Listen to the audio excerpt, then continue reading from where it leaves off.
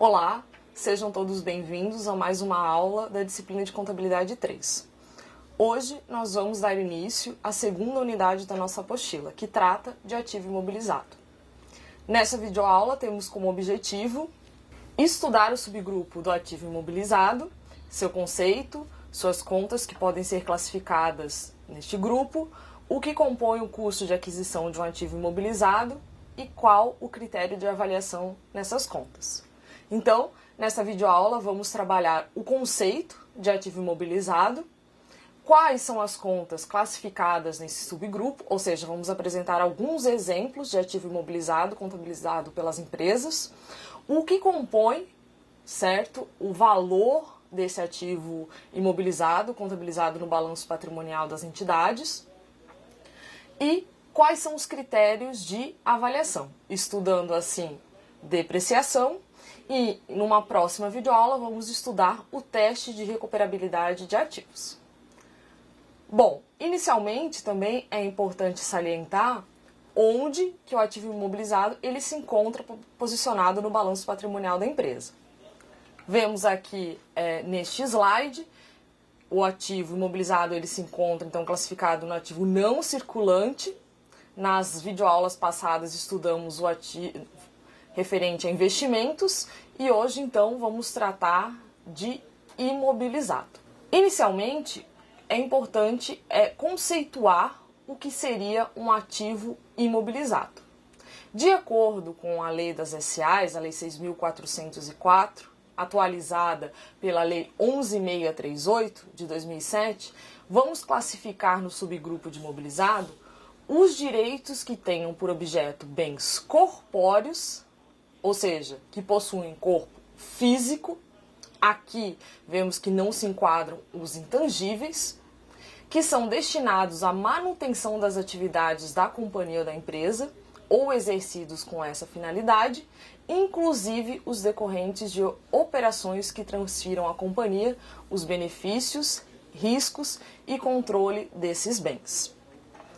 Bom, então, a partir desse conceito apresentado pela lei das SAs, a gente já pressupõe algumas características básicas do ativo imobilizado. Inicialmente, então, que ele tenha corpo físico, ou seja, é um bem tangível, correto?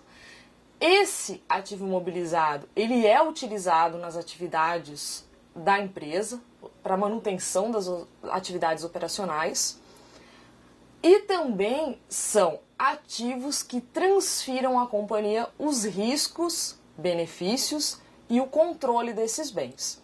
Essa última característica citada foi alterada pela Lei 11.638 em 2007. Anteriormente a gente não tinha essa definição de ativo imobilizado. E a partir dessa alteração, teve a possibilidade então das empresas com arrendamento mercantil financeiro, ou seja, que é aquele arrendamento, uma compra financiada, que transfere à arrendatária os riscos e benefícios desse bem, mesmo ela não sendo a proprietária jurídica do ativo, como ela arca com esses riscos e usufrui dos benefícios desse ativo, controlando esse bem, essa arrendatária, certo, que utiliza esse bem, ela vai passar a contabilizar esse arrendamento mercantil financeiro no seu balanço patrimonial. Aqui também já é importante a gente salientar a diferença. Vejam, entre um ativo decorrente de arrendamento mercantil financeiro de um arrendamento mercantil operacional. O financeiro, como eu já comentei, ele transfere esses riscos e benefícios e a empresa efetivamente controla este ativo. Já o arrendamento mercantil operacional funciona como um aluguel. Por exemplo, um aluguel de um veículo, de uma máquina, né, de uma impressora, no qual a empresa ela não vai arcar com os riscos e benefícios desse bem. Dessa forma, né, a empresa ela vai utilizar esse bem nas suas operações e mensalmente ela vai efetuar um pagamento para a arrendadora. Então a gente já viu a diferença então entre arrendamento mercantil financeiro e o arrendamento mercantil operacional. Se vocês quiserem se aprofundar mais nesse tópico, sugiro então que vocês consultem um pronunciamento técnico que trata de arrendamento financeiro, ok? Mas então, em resumo, a partir dessa alteração no conceito de ativo imobilizado, a gente tem essa possibilidade, então, de contabilizar o arrendamento mercantil financeiro, certo? De um bem, um veículo, uma máquina, um equipamento, no ativo imobilizado das empresas. Dando continuidade, também é importante a gente abordar o que o pronunciamento técnico, o CPC 27, que trata de ativo imobilizado, ele nos traz como um conceito deste ativo. Conforme, então, o CPC 27, ativo imobilizado é um item tangível mantido para uso na produção, fornecimento de mercadorias ou serviços, para aluguel a outros, fins administrativos e que a empresa espera utilizar por mais de um período. Vejam, com base nesse conceito do pronunciamento técnico CPC 27, ela também faz uma complementação ao conceito abordado pela Lei das SAs, no qual, para a gente classificar um bem como um ativo imobilizado, ele deve ser utilizado pela empresa por mais de um período, por mais de um exercício social. Caso a empresa, por exemplo, adquira uma ferramenta, algum utensílio no qual ela vai utilizar por apenas um exercício social, a empresa ela não poderia contabilizar esse item como um imobilizado. Correto? Qual seria o tratamento nesse caso? Contabilizar esse gasto para obtenção dessa ferramenta, desse utensílio, como despesa do exercício, ou seja, contabilizado na demonstração do resultado do exercício da empresa. Dando continuidade, também é importante a gente diferenciar os bens em operação dos bens em andamento. Os bens em operação, conforme o nosso slide, são todos os bens, recursos já em utilização pela entidade para realização de sua atividade. Como exemplos, a gente poderia citar veículos utilizados para a entrega das compras ao cliente, um imóvel sede da empresa ou as lojas da empresa. Também poderíamos citar uma máquina registradora da empresa, os móveis e utensílios de uma loja, entre outros exemplos. Já os bens em andamento são todos aqueles recursos que ainda não estão em condições de serem utilizados na realização das atividades da empresa. Como exemplos, a gente poderia citar um imóvel em construção, um terreno no qual será construído um edifício e, por exemplo, ativos importados que ainda estão em trânsito, que ainda não chegaram às instalações da empresa. Então, são exemplos de bens em andamento. Então, a gente vai ter uma classificação diferente no balanço patrimonial. Vejamos, então, como fica estruturado no plano de contas da empresa e alguns exemplos de bens em operação. Poderíamos citar, então, terrenos, obras civis, edificações, instalações, máquinas, aparelhos, equipamentos, móveis e utensílios, veículos, ferramentas, peças e conjunto de reposição.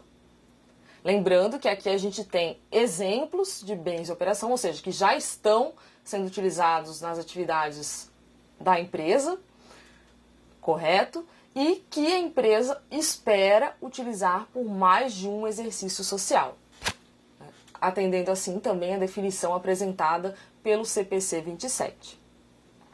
Vejamos também aqui, na apresentação desse plano de contas, que logo abaixo da apresentação dos bens em operação a gente tem a depreciação acumulada.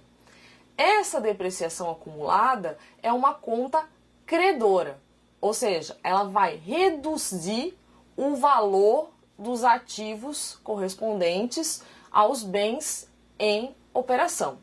Então, as próprias contas de depreciação se referem às obras civis, instalações, máquinas, aparelhos, equipamentos, móveis e utensílios, veículos, ferramentas e também peças e conjuntos de reposição.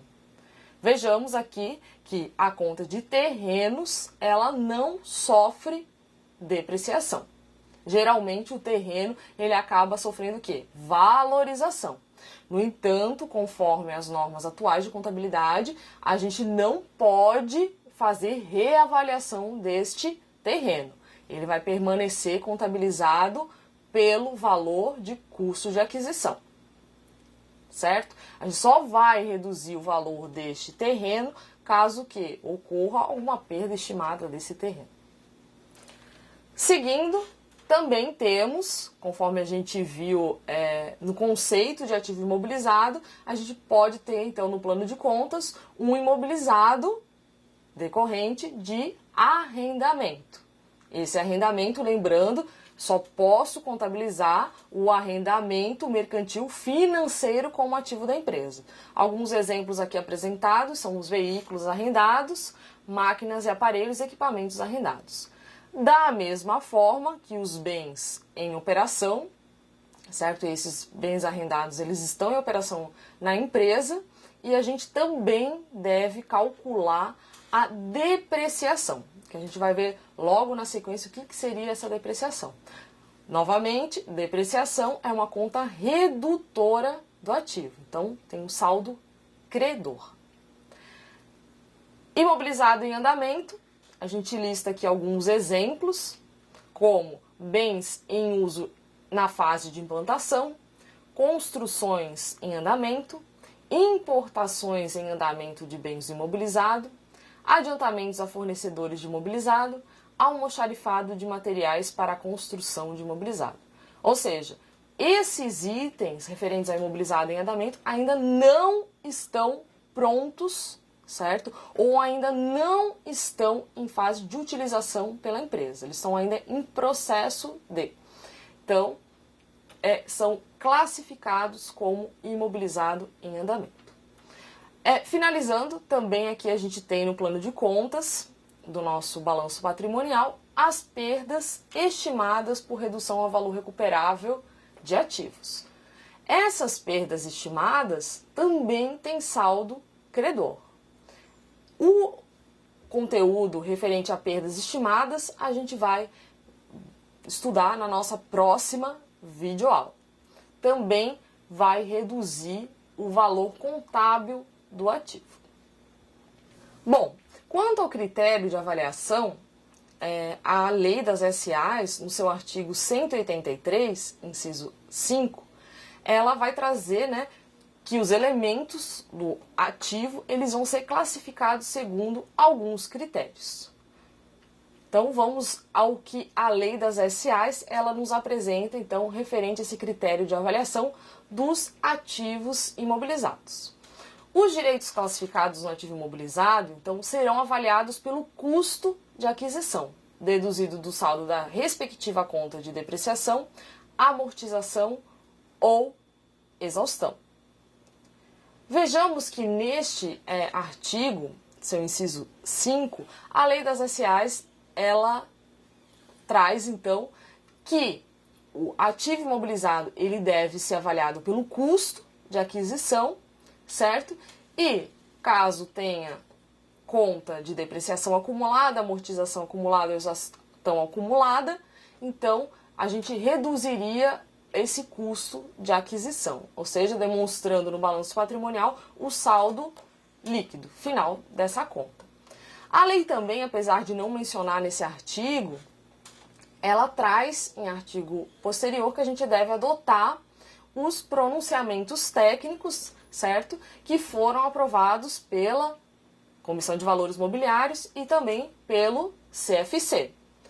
Nesse artigo, no qual ela menciona que a gente deve adotar o CPC, a gente já pode concluir, certo? Que além da depreciação, a empresa ela deve também deduzir as perdas estimadas reconhecidas em relação a esse saldo do ativo. Por quê?